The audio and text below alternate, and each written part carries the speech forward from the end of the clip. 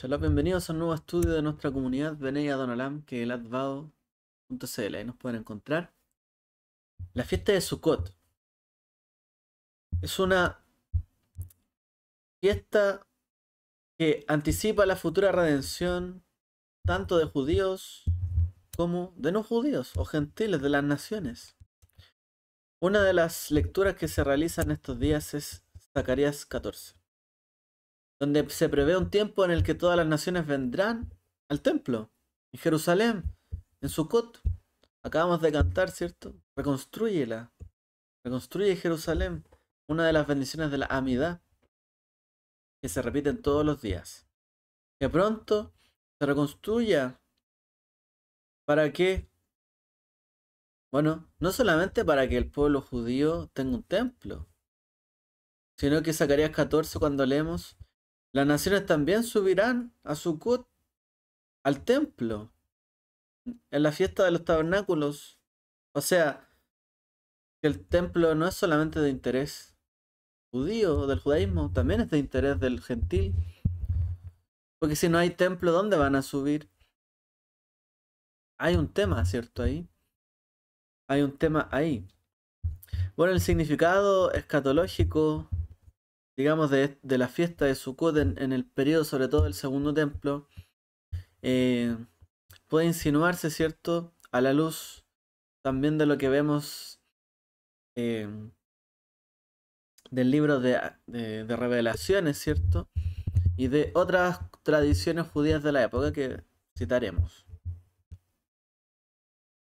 Bueno, levantaron a Sukkot en estos días en un país que no es Israel.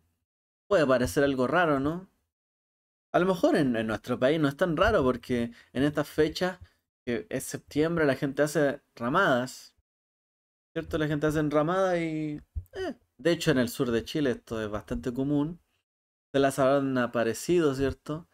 Pero bueno, si usted está en una ciudad y levanta de repente en el patio de su casa un toldo, ¿cierto? Que parece ahí como una pequeña tienda con ramas y todo, es como raro, ¿no? De hecho, levantaron a su casa, construirla, empezar a martillarla. Puede parecer raro, ¿no? La gente suele salir como al aire libre cuando hace un camping, cuando se va de picnic, ¿cierto? Pero en una casa es como raro, ¿no? De hecho, si uno levanta una azúcar que todos vean, bueno, los vecinos dirán, ¿qué está pasando acá? ¿No? ¿Qué están haciendo? Ya no les gustó la casa, se les llovió la casa. Tuvieron que levantar una media agua ahí en el patio. ¿No es así? Bueno, al menos cierto que se les invite a la gente que está alrededor, ¿cierto? Y que sepa de qué se trata, bueno, y comenzarán a entender cuando hay una familia judía, ¿cierto? Estas cosas se ven y, bueno, ya se sabe, serán judíos, pero la gente no todos saben, no tienen por qué saberlo. Bueno, al menos que se convierta en un lugar de visita, la gente tendrá la curiosidad, ¿cierto? Siempre de por qué se levanta una azúcar. Y la gente lo encontrará algo extraño, ¿no? Entonces, cuando leemos Zacarías 14, da un poco de consuelo saber que las cosas se revierten, ¿no? Toda la gente dice que subirá. Querrán celebrar Sukkot. ¿No les va a parecer algo raro? La haftará del primer día de Sukkot precisamente habla de esto. Prevé un día en el que muchos gentiles celebrarán Sukkot junto con los judíos, no construyendo Sukkot en la residencia fuera de Israel para adorar a Dios, sino que llegará un tiempo donde Adonai será uno y su nombre será uno. Es decir, las palabras, ¿cierto?, que recitamos en la ley, ¿no? O sea, llegará un día donde las personas, no es que en todo el mundo hará Sukkah, sino que irán, ascenderán al templo, dice el pasaje. Bueno, las profecías, ¿cierto?, que se registran en Zacarías, eh, representan una difícil interpretación del escenario que está planteando. De hecho, ¿de qué está hablando el profeta en su momento? Es difícil de saber. Hay palabras, cierto, misteriosas, hay una imagenología difícil de comprender. Muchos eruditos, ¿cierto? Eh, no tienen consenso de a qué se refiere o a quién apunta o por qué está diciendo esto o por qué no. Explicamos. Cuando parte este pasaje, ¿cierto? Isaías 14, primero habla de un ejército que ataca en Jerusalén. Y dice que llegará el día de Adonai, durante el cual los ejércitos extranjeros atacarán a Jerusalén, saquearán y enviarán a muchos judíos al exilio. O sea, eso es lo que está diciendo. Va a llegar, van a atacar Jerusalén y muchos judíos tendrán que irse. Luego dice, y aparece Adonai. El Señor Adonai aparece en el monte de los olivos, partiendo la tierra en pedazos y se une a la batalla. Aparece el Señor, se une a la batalla y el monte de los olivos se parte en dos. Luego habla de una luz milagrosa, donde Dios inaugura un periodo de fenómenos sobrenaturales donde el sol y la luna dan paso a un nuevo tipo de luminosidad, mientras que las aguas vivas brotan desde Jerusalén, que va a ser en ese momento una ciudad segura. O sea, hay una luz que va a iluminarlo todo y aparte van a brotar aguas de Jerusalén. Y luego las naciones celebrarán Sukkot. Una vez terminada esta guerra, que se menciona a los sobrevivientes de las naciones, irán, ¿cierto?, en masa a Jerusalén anualmente para celebrar Sukkot, lo que no los hace ser libres, ¿cierto?, del castigo de la sequía, si es que no ascienden a Jerusalén. Eso es lo que dice. Y todos los sobrevivientes de todas aquellas naciones que subieron contra Jerusalén harán una peregrinación año tras año para inclinarse ante el rey Adonai Tsebaot, el Señor de los ejércitos, para observar la fiesta de las cabañas de Sukkot. Y luego se expresa una santidad elevada.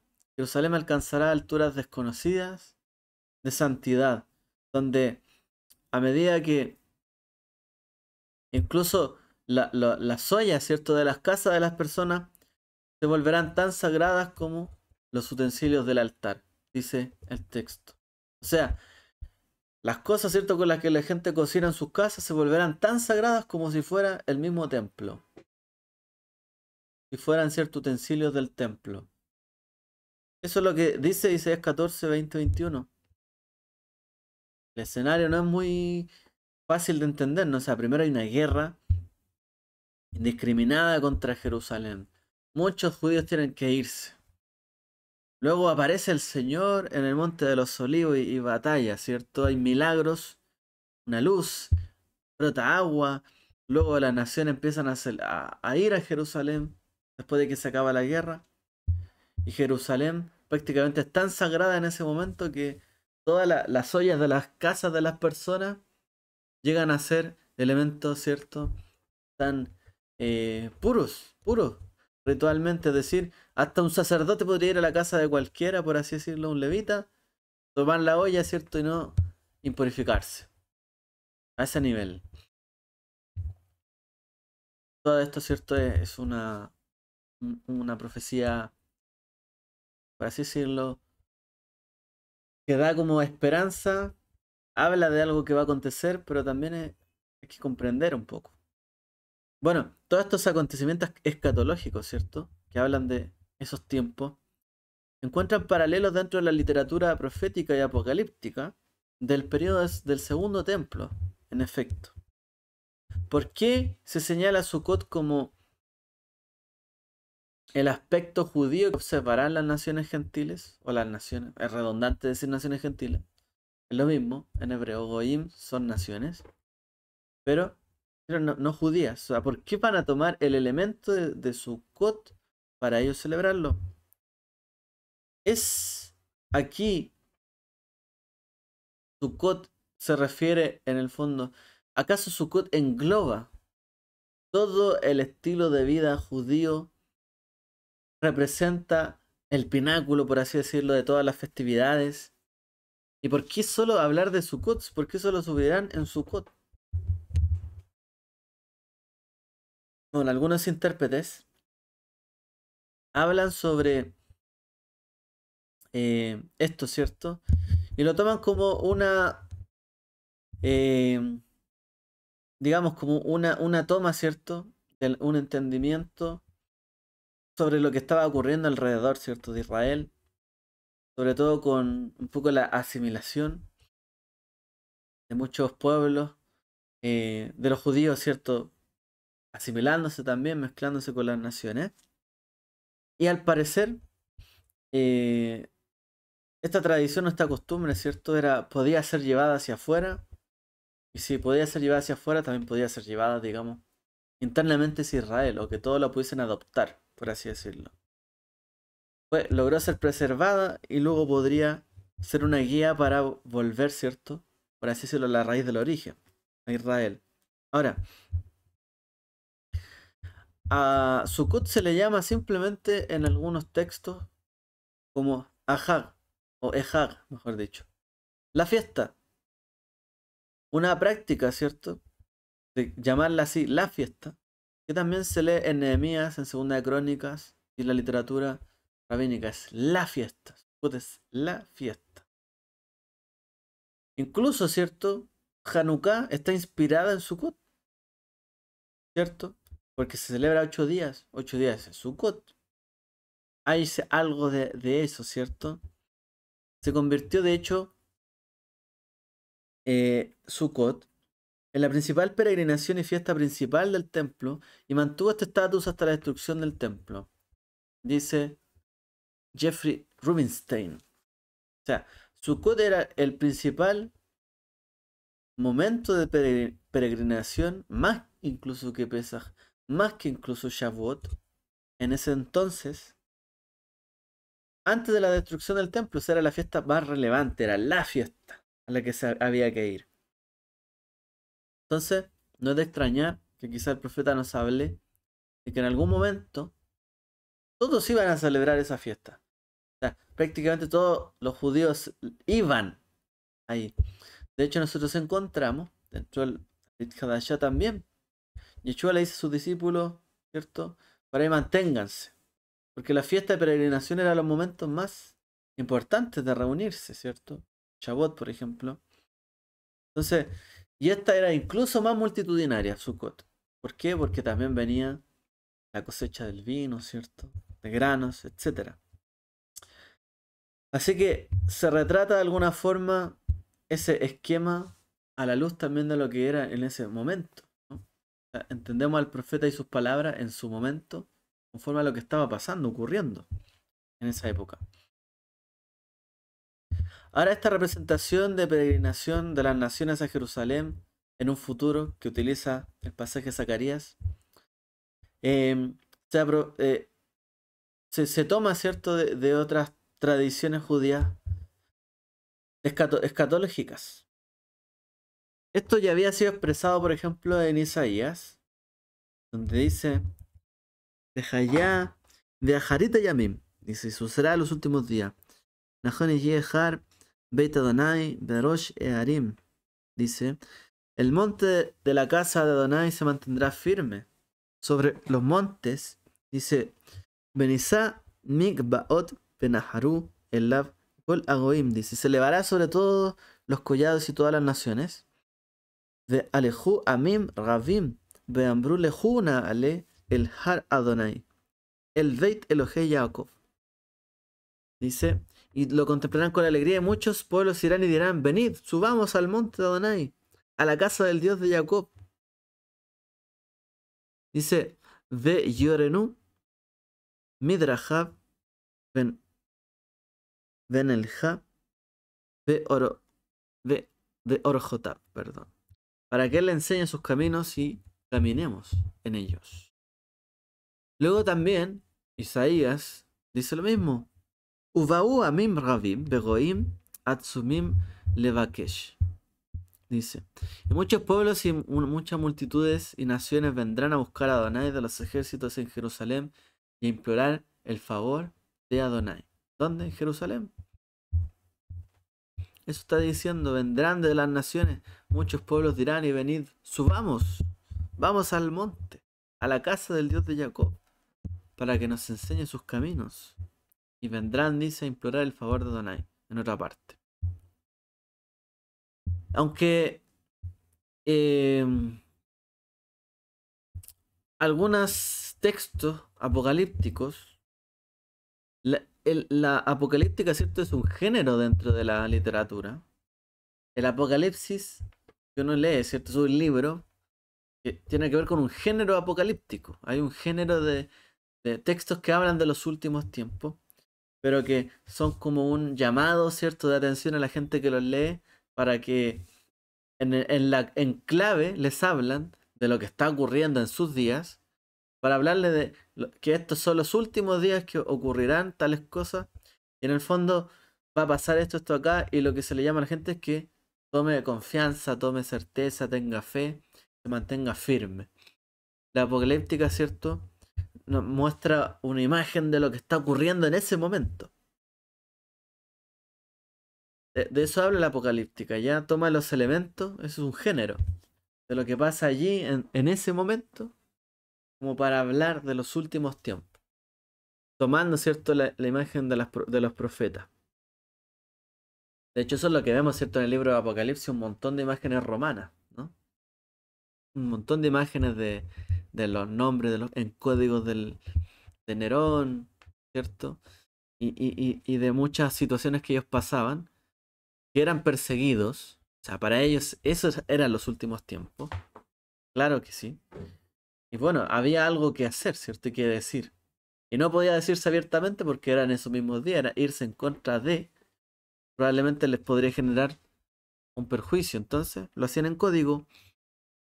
Entonces, muchos textos hablan de cosas similares a lo que dice Zacarías. Por ejemplo, en primera de Enoc 90. Describe una visión escatológica en la que los judíos, que serían representados como las ovejas, en este caso, serían reverenciados por las naciones gentiles, que son representados por los otros animales que irían con ellos al templo.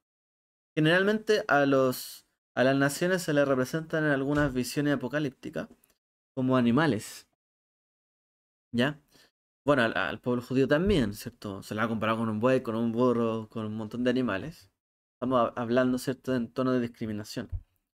Pero en general hay un animal particular que al pueblo de Israel se le conoce como ese animal en ciertas circunstancias. Por ejemplo, el libro de Ezequiel habla que son como ovejas. Y bastante habla de esto. Bueno, pero este libro apocalíptico nos trae también una idea. Enoc 90 dice: y vi las ovejas que habían quedado y todos los animales de la tierra y todas las aves del cielo. Las ovejas se refiere a Israel, recuerden. Y todos los animales de la tierra y todas las aves del cielo, postrándose y adorando a aquellas ovejas, suplicándoles y obedeciéndoles en todo mandamiento. Y todo lo que habían sido destruidos y esparcidos, todos los animales salvajes y todas las aves del cielo, se reunieron en aquella casa, y el señor de las ovejas se alegró mucho porque todos estaban bien y volvió a su casa. Es como una parábola, ¿no? O sea, en algún momento pasó algo, ¿cierto? Y vi las ovejas que habían quedado. O sea, hubo un conflicto y de repente quedaron algunas ovejas y quedaron algunos animales, otros. Y estos animales les suplicaron a estas ovejas, que en general, si uno entiende bien, las ovejas es el animal depredado, po. Tiene un lobo, se come las ovejas. ¿Qué daño va a causar una oveja? Ninguno. Una oveja es una oveja, ¿cierto? Hay que cuidarla, llevarla, alimentarla, pero una oveja está tranquila. Un pastor es tranquilo con sus ovejas. No hacen daño. Entonces, estos animales que podrían dañar, incluso aves, obedecían a las ovejas. Suplicaban en todo mandamiento, dice. Y los que habían sido esparcidos, y todos los animales salvajes, se reunieron también en la casa, dice. También fueron donde estas ovejas. Trae una imagen similar quizá a lo que habla Zacarías. Otro texto apócrifo de la literatura apocalíptica que son los Salmos de Salomón del siglo II, antes de la era común, trae también una descripción antigua del redentor mesiánico descendiente de David, donde se prevé también al rey purificando Jerusalén, un descendiente de David. Dice, para que vengan las naciones desde lo último de la tierra a ver su gloria, a ver la gloria del Señor. Bueno, la significativa peregrinación de Sukkot, ¿cierto? Era tal en ese momento, en el momento, ¿cierto?, en que estas cosas fueron dichas, que muchos, ¿cierto?, historiadores también eh, han hablado, ¿cierto?, de inclusive el esfuerzo, por ejemplo, de Shaul o de Pablo, de los apóstoles, por tratar de difundir el mensaje de los últimos tiempos a las naciones, para que también las naciones fueran en el fondo de Jerusalén, también es parte de la motivación de aquellos tiempos, ¿no? O sea, Pablo también fue y habló. Después, esta palabra se extendió no solo a los judíos, ¿cierto? El mensaje de Yeshua, sino que a otros más. Y ese ánimo de querer repartir la palabra para que los demás también después puedan subir y ascender y creer estas cosas, también está dentro de la imagen, ¿cierto?, de Zacarías, de esas palabras, ¿no? Es porque era el momento de la consumación de los tiempos. Todo tiene que confluir en que las naciones también puedan ascender y subir a Jerusalén. Eso es lo que estaba, ¿cierto?, en el final de los tiempos, porque cuando pasara eso, es cuando también iba a venir el Mesías, como dice el libro de Zacarías, iba a pisar sus pies allí, iba a regresar. Ahora en Sukkot,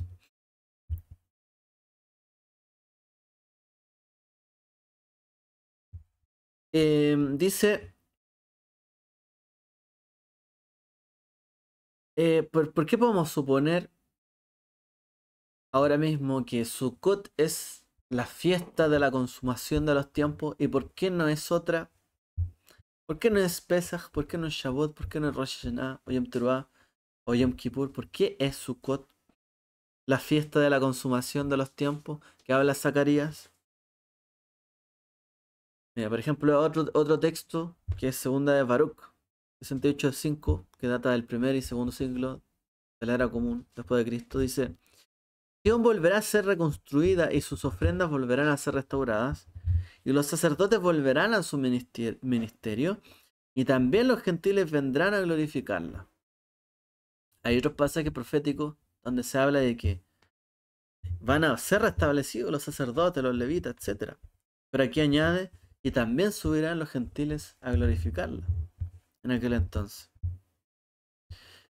Y podemos entender que esto será en Sukkot, y Sion será reconstruida, se va a restablecer las ofrendas.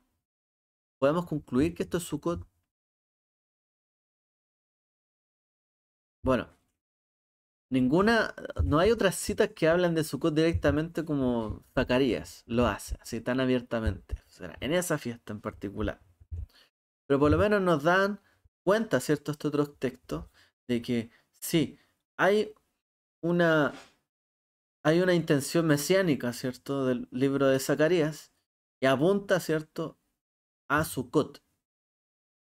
Y hay otras referencias mesiánicas que no apuntan a una fiesta en particular, pero sí al menos el contexto, ¿cierto? Ahora, hay algo que decir también respecto a cómo se transaban el dinero en aquel entonces.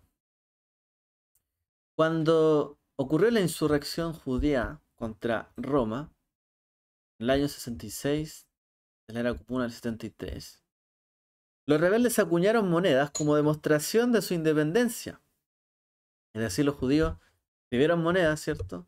Y las acuñaron, ¿cierto? Las marcaron para decir que eran personas libres y que no estaban bajo el yugo de Roma. De hecho, las monedas se transformaron en eso. No sé si usted ha visto de repente cuando se descubre en Israel una moneda de aquel entonces, cada moneda tenía su sello. Y su sello era de a quién pertenecía, qué casa, ¿cierto? Qué familia. O a veces también podía ser Puede ser una moneda de insurrección contra Roma, como estas que hablamos. Las monedas de. Había monedas de bronce, ¿cierto? Que podían datar, ¿cierto? De esta época, el año 66-67. Y que leen así: Legerutzion, por la libertad de Sion.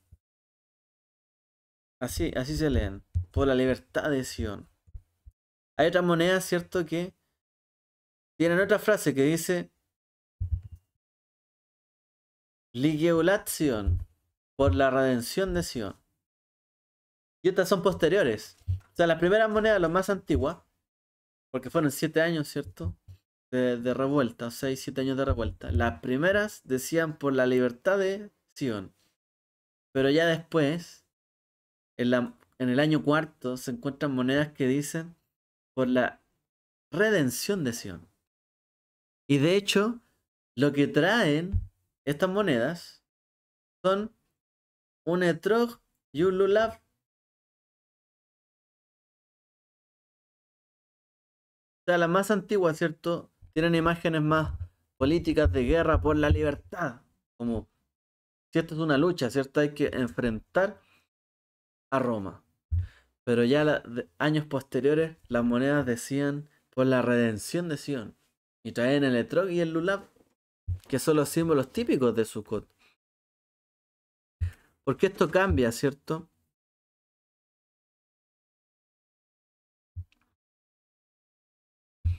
Inclusive, hay otras, ¿cierto? Del año cuarto en adelante, que hablan también de la redención de Sion. Y son monedas que no traen el etrog y el lulav, sino que traen una copa. Y que posiblemente hable de la copa, ¿cierto? De la libación de agua. Que se hacía, ¿cierto? En Simchat Beit HaShoeva, el día que se sacaba, ¿cierto? Aguas de los estanques de Siloé. En el día de Hoshana Rabbah. Y trae una copa. O sea, por la redención de Sion.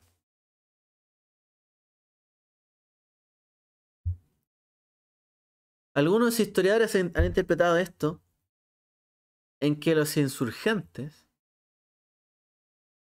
previos al saqueo de Jerusalén, del año 70, cambiaron la aspiración de la campaña por la libertad de ese mundo de Roma a una redención de Sion, ya con un tono más mesiánico provocado por la intervención de Dios, es decir, prácticamente no podemos nosotros con ellos. Que Dios venga y nos salve, nos libre y nos redima de esta opresión. Y no solamente se ve este cambio por la redacción, sino también por la iconografía que mencionamos, que es una redención escatológica, es decir, el lulav y el etrog de Sukkot, por la redención, que venga pronto el Señor, pues nos redima. ¿Y cuándo va a ser esto? En Sukkot, según lo que muestran estas monedas. O sea, había una creencia en esto, ya existía esta imagen. Podemos encontrar, ¿cierto?, unas monedas, por ejemplo, de la libertad de Jerusalén, el Jerusalén, en la época de la rebelión de Bar Kokhba, precisamente con imágenes del templo, por ejemplo, imágenes más como el templo, el icono de Israel. Pero finalmente el templo fue destruido. Y la esperanza de la redención se mantuvo todavía. Y queda ahí el etrog y el lulav en otras monedas. Bueno, resulta intrigante en este sentido que también cómo cambió, ¿cierto? La imagen de la gente, de lo que estaba pasando en aquel entonces antes de la destrucción de Jerusalén.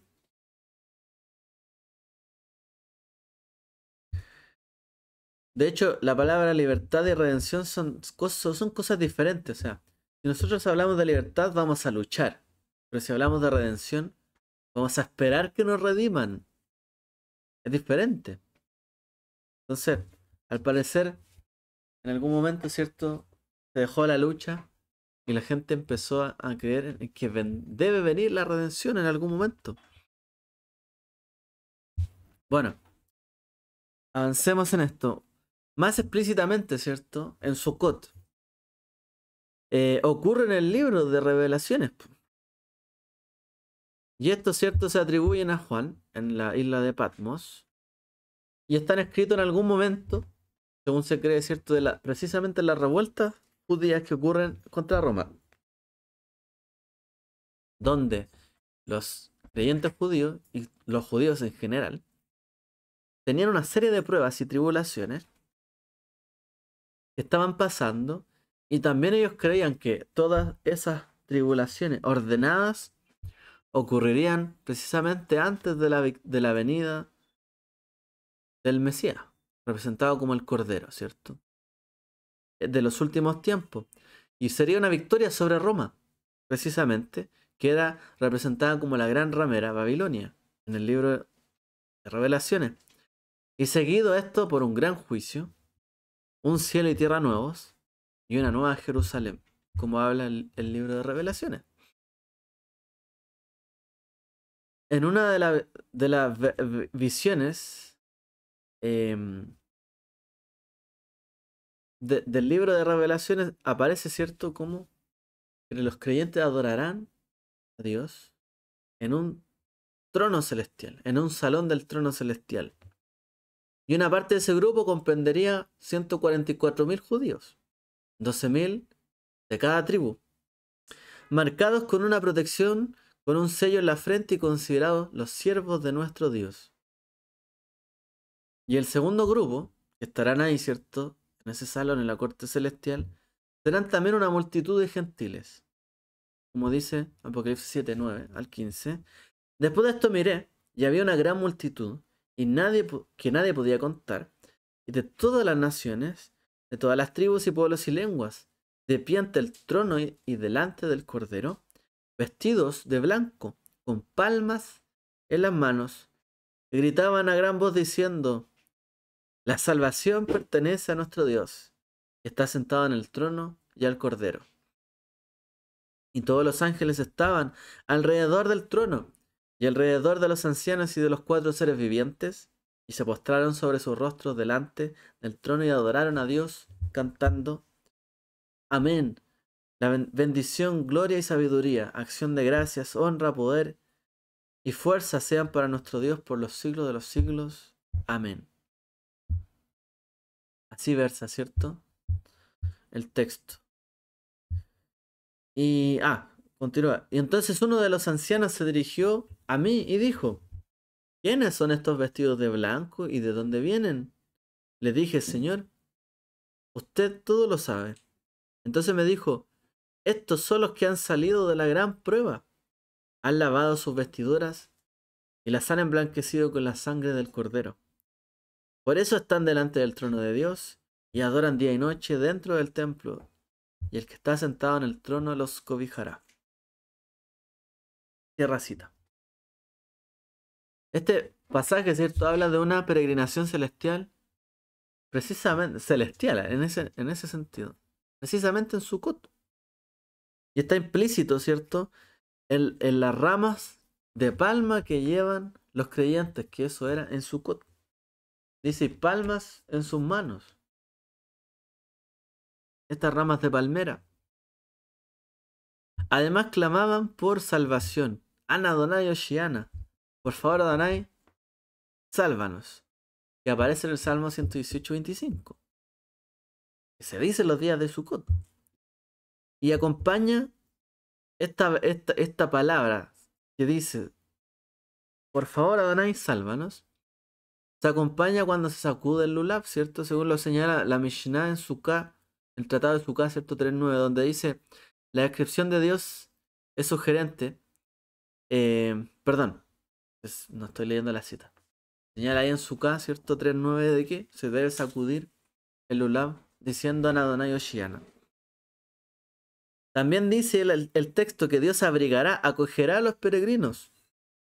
Y el verbo griego que aparece allí, que no, es refugio. Y es una versión del sustantivo skene, que la traducción de la Septuaginta del hebreo lo hace desde la palabra sukkah. Sukkah, skene, skeno, refugio. Dios los cobijará en el trono, ¿cierto? Será un refugio. Y se refiere a un azúcar, precisamente. Es lo que la Septuaginta tradujo así. Está el autor, ¿cierto? Judío y creyente en Yeshua, del Apocalipsis, está elaborando una versión también, por así decirlo, de lo que también Zacarías nos habla.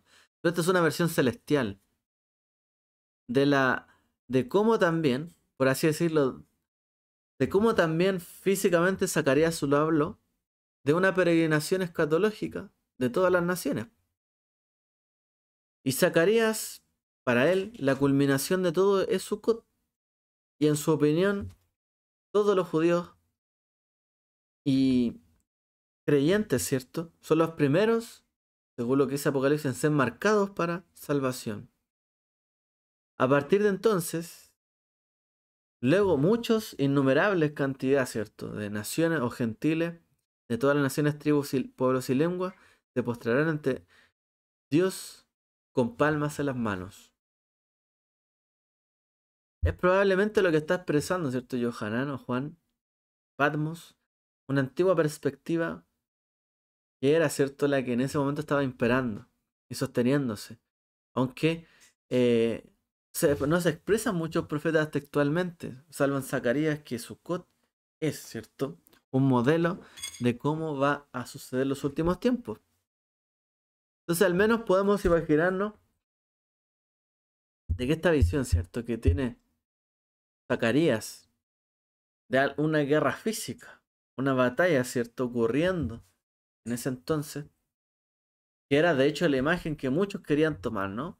Tomada del libro de Macabeos también, cómo lucharon contra los, ¿se llaman los medo-persas? Eran los sirio-persas. Ya, pero como lucharon, ¿cierto? Con ellos, no me fue el nombre. También ellos podían luchar, ¿cierto? Contra Roma, pero no es así. En cambio, el libro de Revelaciones, por así decirlo, amplía, ¿no?, esta visión de una guerra terrenal y habla de una corte celestial de todos los cielos que también va ante el trono y le rinde cierto honor al Mesías y a Dios, y él los cobija como en un azúcar. Bueno, ¿qué podemos sacar como conclusión de esto? Aquí explicamos, ¿cierto? Explicamos los elementos. Vamos a dejarlo hasta acá. De cómo es que Sukkot se transforma, por así decirlo, en un momento de salvación.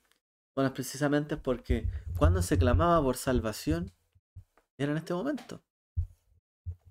La gente, ¿cierto?, iba en el último día, de hecho, de la gran fiesta de Sukkot, acompañaba, ¿cierto?, en la sacada del agua para llevarla, ¿cierto?, al altar, a un altar, hacer libación de agua, ¿cierto?, y clamar a Dios que haya lluvia, que haya bendición.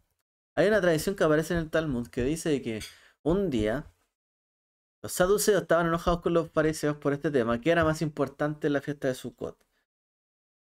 Bueno, la azúcar, las ramas o la celebración de la libación del agua.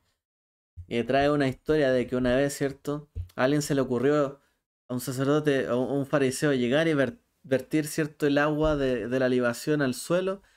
Y la gente que estaba con sus etrogim, que son como unos limones grandes, empezaron a tirarle, ¿cierto?, esto de etrog a la gente que había hecho eso. Al fondo la gente esperaba eso porque ahí se decía, Señor, sálvanos ahora. Y así como el agua representaba lo más básico, ¿cierto?, de la tierra, que si no hay agua, no hay nada. ¿Qué será de nosotros si no hay agua? Hay una cosa, ¿cierto?, que los romanos habían desarrollado muy bien también en esa época. Eran los acueductos, donde transportaban agua, ¿cierto? Pero por otro lado, en cambio, los judíos quizás dependían solo de la lluvia, del agua, que venía de Dios. A lo mejor los demás tenían abundancia, pero eran malos, los oprimían, los obligaban, ¿cierto?, a tener duras cargas a los judíos cuando habitaron, ¿cierto?, Israel, y después que los fueron a destruir, peor todavía. Pero al otro lado, ¿cuál era la fe, la esperanza del pueblo de Israel? Igual sigue siendo hasta el día de hoy, ¿no? Es Dios el que nos sostiene Es Dios el que nos manda el agua, la lluvia. Y esa celebración de la libación del agua, aunque no estuviera en las Biblias, porque es una tradición más de la Torah oral, por así decirlo, de la tradición judía, permaneció de hecho hasta el día de hoy, ¿no? En estos tiempos. Y la imagen que nos muestra, ¿cierto? Esas monedas también de cómo el pueblo judío quería primero la libertad y después decía, no, la redención. También nos muestra de que se tiene la esperanza de que en algún momento cambien las cosas, porque cuando luchamos por la libertad, luchamos contra alguien. Queremos que ese sea destruido. Pero en la redención las cosas son restauradas. Los que son los malos realmente en una guerra terminan siendo eliminados. Dice, pisará el Señor el monte de los olivos. Luchará contra ellos. Y dice los que hayan quedado. O sea, se supone que los que quedan son los que a lo mejor eran inocentes dentro de todo este caos. Subirán y ascenderán. Pero en cambio la imagen de solo luchar es como destruir a todos los enemigos. Desearles el mal y odiarlos. De hecho, uno de los problemas, ¿cierto? En la época de Yeshua era ese, el odio gratuito que había.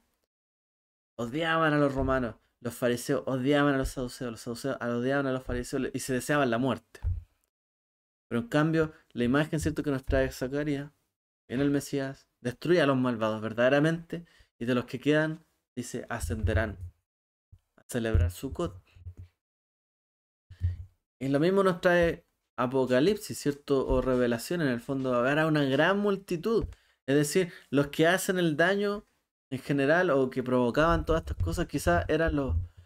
Parecían ser muchos, pero después de que se veían los muchos que realmente irían a adorar, aparte de los escogidos, que tenían un sello, que precisamente en la época de la revuelta, ellos tenían un sello y el sello era la libertad. Libertad de Jerusalén. ¿Cierto? Ese era el sello que tenían ellos, una moneda. Y dice que estos 144.000 tenían una moneda por la redención. Estaban esperando la redención de Dios, en el fondo. Y no eran personas que a lo mejor estaban luchando físicamente contra alguien en particular. Bueno, de hecho esta fue una lucha, ¿no? Eh, que tuvieron los creyentes, que querían que, oye, los mismos discípulos de Yeshua querían que él viniera como el Mesías, destruyera a Roma. Pero Yeshua habló de otras cosas. Y no vino para destruir Roma. Él vino para redimir al pueblo. Entonces esta imagen de la redención es lo que vemos en Zacarías. Cómo las cosas se eliminan a los que de verdad son los malos. Y luego viene un adorar en Sukkot. Así como también, ¿cierto? En la corte celestial se ve solamente los que quedaron bien, por así decirlo. De todas estas cosas que pasaron. Y adoran al Señor. Los que tienen el sello, por así decirlo, de la redención y esperan la redención. Y los también de las naciones que esperan la redención. Definitiva. Todos estos textos nos hablan de eso. Esperar, como hasta el día de hoy, la redención. Podemos luchar contra muchas cosas, pero finalmente es Dios el único que puede quitar el pecado del mundo.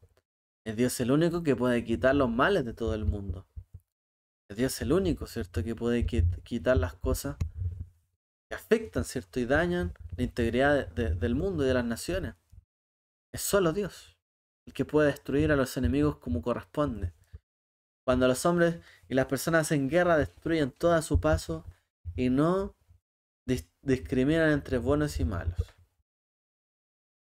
Solo para que en un momento haya una justicia verdadera, tendría que venir Dios y decir, ok, tú sí, tú no, aquí y allá. Es decir, un momento de purificación. Un momento donde se diga, tú eres de los cabritos, tú de los corderos. Derecha, izquierda, aquí y allá. Tú vas acá y tú vas acá. Alguien que deba discriminar esto. Y esto es lo que se espera, ¿no? Finalmente. Porque el libro de Zacarías no habla de eso, pero Yeshua sí. Ya es porque para que todo eso se concrete, de que realmente venga Dios y destruya a los enemigos, no puede hacerlo de una manera indiscriminada. Al contrario, habrá muchos de las naciones que se salvarán y muchos de los judíos que también se salvarán. Pero solo Él discriminará eso Y el libro de Apocalipsis nos habla en el fondo, así como Zacarías, que también depende de nosotros, cómo nosotros estemos disponiéndonos, ¿cierto?, ante la salvación y la redención de Dios para cada uno de nosotros. Bueno, Sukkot, una fiesta que nos habla de que creemos que en la Sukkah, donde se hacían sacrificios por todas las naciones, ¿no? Las 70 naciones se dice. Sukkot, donde muchos ascendían a Jerusalén, incluso quienes no eran judíos, y estaban todos juntos y se alegraban, nos da la esperanza de que algún día ocurra esto. Universalmente, que venga el Mesías. Universalmente, que todos nos unamos. Que no haya un bicho raro por aquí y por allá, sino que todos hagamos lo mismo, todos creamos lo mismo. Y todos estemos ante el trono de Dios adorándole a Él, en el fondo. Esa es la esperanza. Y eso esperamos, la redención de Dios, ¿cierto? Que sea pronto en nuestros días. Moadim le simcha, felices fiestas. Shalom.